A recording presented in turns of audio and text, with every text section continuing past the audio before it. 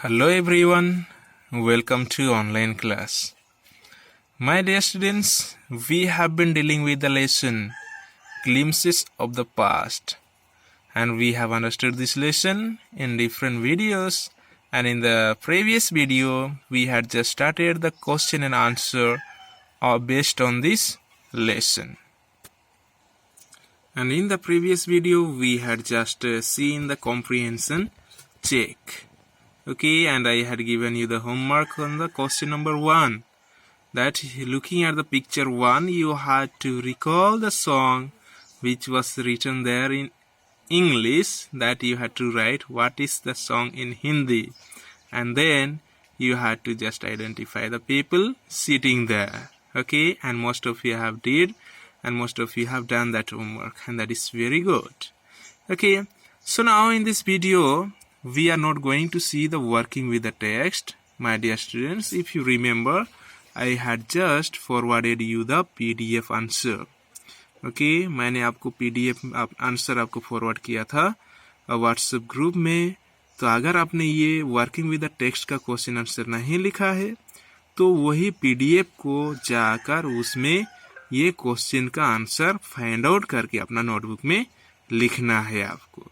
Okay, और बहुत जनों ने लिखा है, मुझे पता है, क्योंकि आपका होमवर्क मेरे पास आया भी था. तो इसलिए हम ये क्वेश्चन को हम डिस्कस नहीं करने वाले हैं. आपको PDF को फाइंड आउट करना है या फिर PDF में जाकर इसका क्वेश्चन, ये सारे सवालों का जवाब आपको अपने किताब में लिखना है अगर नहीं लिखा है तो.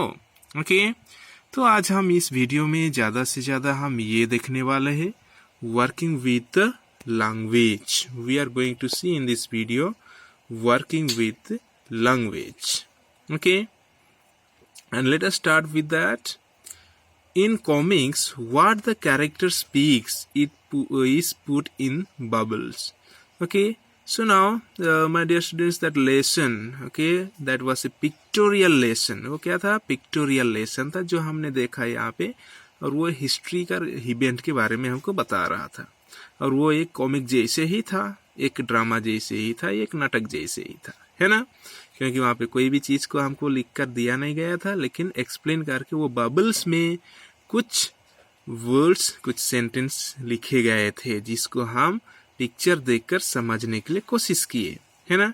तो यहाँ पे ये बोला गया है कि कॉमिक में क्या किया जाता है कि ये जो कैरेक्टर जो भी बोलता है, कोई भी आदमी कोई भी रूल करता है, जो भी कैरेक्टर दिया होता है, वो जो भी चीज़ बोलता है उसको किस में लिखा जाता है? बबल में लिखा जाता है. उसको बबल्स के अंदर रख दिया जाता है. ओके, जैसे कि यहाँ पे देखो कि ये कॉमिक है बोलो, और यहाँ पे जो एक्टर है जो भी बोल रहा है उसको क्या एक बबल में रखा गया है ना. आपको दिखाई दे रहा है ना ये? Yes, you are able to see that. Okay, so then let us see here. Now this is direct narration and therefore it is put in the bubble. और वो उसी तरह से वो क्या बोला जाता है, वो डायरेक्ट नरेशन में होता है. डायरेक्टली वो स्पीकर बोलता है उसको, है ना. यहाँ पे देखो डायरेक्ट नरेशन बोला गया है, मतलब उसको डायरेक्टली स्पीकर बोलता है. Okay, this is direct narration. Then let us see again down. It is said when we report what the characters speak, we use the method of indirect narration. Okay, तो अभी जब भी हम बात करेंगे या फिर जब भी हम किसी को बताएंगे कि वो कैरेक्टर जो है, या फिर कॉमिक में जो कैरेक्टर किसी को भी दिया गया था, तो उसने जो बोला है, अगर हम कोई आदमी को बताना चाहेंगे और उसको अगर उसी तरह से बात करेंगे या फिर रिपोर्ट करेंगे कि हाँ ये मूवी में, ये कॉमिक में या फिर ये ड्रामा में उसका वो कैरेक्टर था और उसने ये बोलेंगे, हाँ, तो उसको हम किस तरह से उसको मेंशन करेंगे या फिर किस तरह से उसको नरेट करेंगे? इनडायरेक्टली नरेट करेंगे. ओके, मान लो यहाँ पे जो बोला, यहाँ पे देखो कि ये जो 18 ईयर कन्वर सिंह ने जो बोला था उसको कहाँ पे रखा गया है? बबल में रखा गया है. तो अभी मैं उसने जो बोला है उसको मैं अगर और किसी और को बताना चाहूँगा तो कैसे बताऊँगा मैं कि Kanwar Singh said that. Okay, Kanwar Singh said that mother Ganga this is his last offering to you. इस प्रकार से मैं इनडायरेक्टली बता सकता हूँ आपको, है ना। कन्वर सिंह सेड दैट, वो लगाकर, ओके। मीन्स मैं क्या कर रहा हूँ, इनडायरेक्टली मैं उसको नरेट कर रहा हूँ, इनडायरेक्टली उसको मैं किसी और को बता रहा हूँ, ओके। जिसने बोला है उसको अगर हम कोई और आदमी ने किसी और को बताएगा उसको इनडायरेक्ट नरेशन बोला जाता है। डायरेक्ट नरेशन, डायरेक्टली जो आदमी बोलता है वही आदमी बता रहा है तो उसको डायरेक्ट नरेशन बोला जाता है। यहाँ पे आप कन्फ्यूजन मत हो। यहाँ पे हमको ये जो ग्रामर में हमने पढ़ा है, जो direct speech and indirect speech, direct and indirect speech हमने देखा है। अगर आपको पता नहीं है इसके बारे में, ये इस लेसन में हमको थोड़ा सा इंट्रोड्यूस किया गया है। यहाँ पे मैं आपको थोड़ा सा बताऊंगा डायरेक्ट और इनडायरेक्ट स्पीच के बारे में। उसके बाद जब हमारा ग्रामर का लेसन होगा तब हम इसको डिटेल में पढ़ेंगे, ओके। तो चलो हम देखते हैं हमारे किताब में क्या। So look at here, study this examples, okay, study these examples. It is like a comic, okay. They are having conversation with each other. Everybody look at, I am not able to point it out line by line, but as I am reading, listen carefully and follow the lines, okay. So now the first farmer, here two farmers are there and they are talking. The first farmer is saying here, why are you, okay, why are your men taking away the entire crops. हमने देखा है picture में कि एक Britishers वहाँ पे आता है, टैक्स बढ़ा देते हैं और वहाँ पे फार्मर्स लोग बोलते हैं कि क्यों आपके लोग जो है हमारे जितना भी फसल होता है सभी को लेकर जाते हैं। और सेकंड फार्मर क्या बोल रहा है, your man have taken away everything. आपके लोग जो है वो सब कुछ हमारा ले गए हैं। किसको बोल रहे हैं, किसके साथ बात कर रहे हैं कि यहाँ पे एक ब्रिटिशर्स का ऑफिसर जो है उसके साथ बात कर रहे हैं और उसको कंप्लेन कर रहे हैं ये लोग। ये पहला और दूसरा फार्मर्स, यहाँ पे दो फार्मर्स मिलकर उसको कंप्लेन कर रहे हैं कि तुम्हारे लोग जो है हमारे सभी क्रॉप्स को लेकर जाते हैं और आपके लोग तो हमारा सब कुछ ही लूट लिया है, हमारे पास कुछ भी नहीं है। तो वहाँ पे देखते हैं कि ब्रिटिश ऑफिसर क्या बोलता है, you are still in arrears, okay, you are still in arrears, मतलब यहाँ पे you are still in depth. Depth मतलब क्या है, आपका कर्ज अभी भी बाकी है, okay. If you don't pay tax next week I will send you to jail. वो ब्रिटिश ऑफिसर क्या बोलता है कि आपका कर्ज अभी तक खत्म नहीं हुआ है, अगर आपने टैक्स नहीं दिया तो मैं क्या करूँगा, आपको जेल भेज दूंगा, जेल भिजवा दूंगा। सुनाओ, तो यही जो डायरेक्टली ये जो बोला गया है, ये जो पहला फार्मर्स, दूसरा फार्मर्स और तीसरा आदमी जो है ऑफिसर जो है, तो यही सेंटेंस को हम कैसे बोलेंगे, वो एक डायरेक्ट नरेशन है क्योंकि वो आदमी बोल रहे हैं। तो अभी हम इनडायरेक्ट नरेशन कैसे करेंगे, कोई और उसको बताएगा कि ये आदमी इससे बोला, वो आदमी वैसे बोला, हाँ, इस तरह से हम जो बोलते हैं। तो यहाँ पे देखो उसको यहाँ पे बताया गया है। पहला वाला क्वेश्चन था, या ओके क्वेश्चन था इसलिए आस्क्ड भी बोला जाता है, क्वेश्चन होता है। या फिर जब एडवाइस दिया जाता है ये एडवाइस्ड बोला जाता है। और जब भी कोई चीज़ के बारे में जानकारी जानना चाहेंगे तो ही एनक्वायर भी बोला जाता है हमारा डायरेक्ट और इनडायरेक्ट स्पीच में। वो सारी चीज़ हम बाद में देखेंगे, मैंने आपको बताया, ओके। तो यहाँ पे देखते हैं क्या बोला जाए, कैसे इसको इनडायरेक्टली लिखा गया है। पहला फार्मर जो बोला था, first farmer asked the officer why his men were taking away the entire crop, okay, why his men were taking away the entire crop. Then second one, you see, the second farmer said that, okay, asked, यहाँ पे पहला में क्या हुआ था, asked, दूसरा में क्या है, यहाँ पे said है, क्योंकि ये जो दूसरा सेंटेंस क्या है, एक assertive सेंटेंस है और पहला सेंटेंस क्या था, एक interrogative सेंटेंस था, इसलिए वहाँ पे asked बोला गया है, यहाँ पे assertive में डायरेक्टली said बोला गया है। देखो क्या डिफरेंस, इसे आपको थोड़ा सा समझने के लिए कोशिश करना पड़ेगा। So second farmer said that their man had taken away everything, the officer replied the third, okay, वहाँ पे उसने रिप्लाई किया जिस तरह से उसको क्वेश्चन किया गया है ये दोनों फार्मर्स के, तो वो क्या करेगा, अभी रिप्लाई करेगा। तो देखो क्या रिप्लाई किया उसने, the officer replied that they were still in arrears and warned them that if they did not pay tax the following week, he would send them to jail. Okay, so you see, are you able to understand how the difference is? So let us see here, some questions are put before us.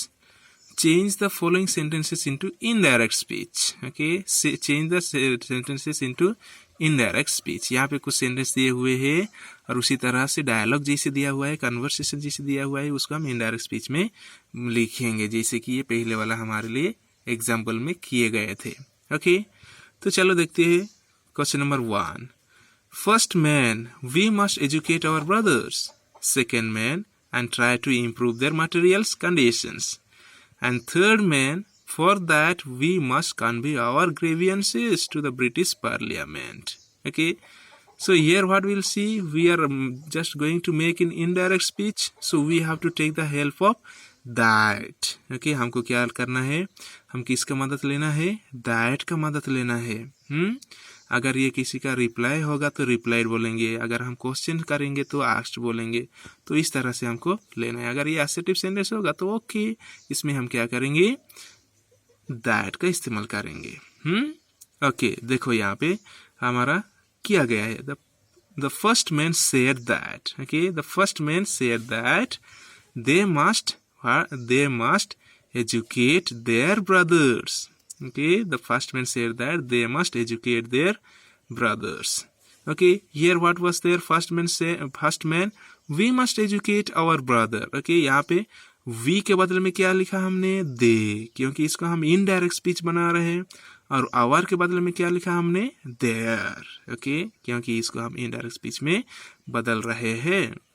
Okay, उसके बाद second वाला देखो, the second man added. That means first man also said and second man also said the same thing. Okay, so he added, what he added, let us see. The second man added that they must try to improve their material conditions. Okay, that they must try to improve their material conditions. That is what the second man added. Are you confusing about this direct and indirect speech? Never mind. All these things will be taught again to you in the grammar class. Okay, just here we are introducing this direct and indirect speech. Okay, the second man added that they. Okay, second man we के बदले में क्या हो रहा है, they हो रहा है, and our के बदले में क्या हो रहा है, their हो रहा है, क्योंकि यहाँ पे थर्ड पर्सन स्पीकिंग, मतलब तीसरा आदमी यहाँ पे बोल रहा है. यहाँ पे जो बोलता है वो बोला है, अभी दूसरा आदमी उसी को बोलेगा किसी और को. तो इस तरह से इनडायरेक्ट स्पीच में बोला जाता है.